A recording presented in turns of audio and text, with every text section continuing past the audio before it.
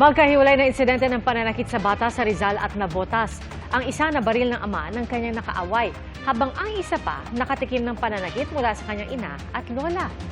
Saksi, si EJ Gomez.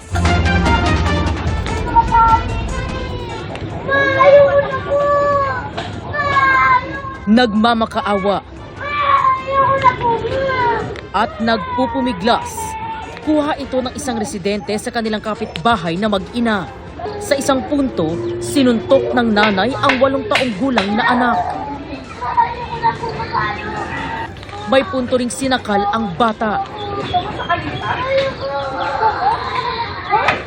Sa gitna ng pagpupumiglas ng bata, dumating ang kanyang lola.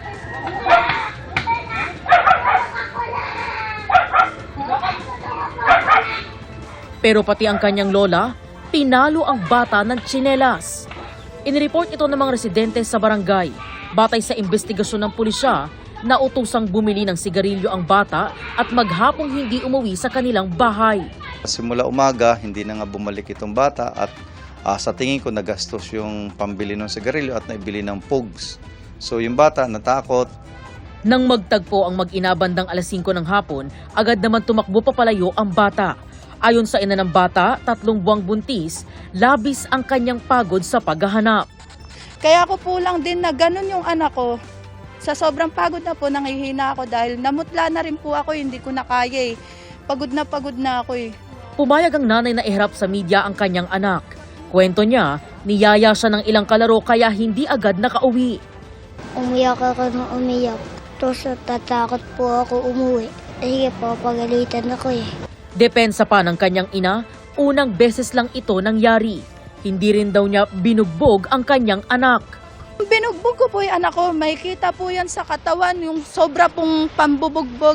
Pero iba ang paniwala ng nakasaksi. Hindi po totoo yun na isang beses lang, marami ng beses. Naririnig na lang namin yung anak niyang humihiyaw. Tapos makita namin yung anak niya may pasa. Tapos ang dami niyang kalmot. Ipinatawag ng Rodriguez Municipal Police Station ang nanay at lola ng bata para kunan ng pahayag. Pinakawalan din sila kalaunan. So ito, na-rescue po natin yung bata at ito turn over natin doon sa DSWD. At yung mga magulang ay kakasuhan natin. Violation of 716, R716 at saka physical abuse.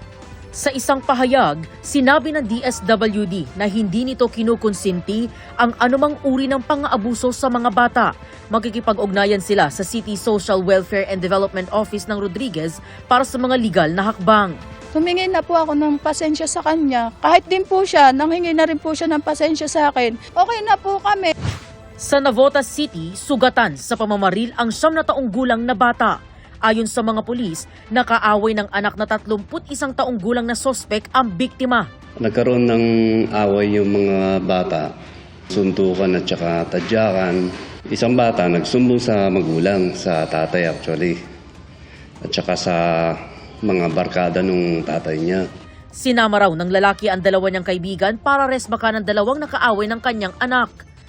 Bumunot ng baril yung magulang nung nakaaway nila.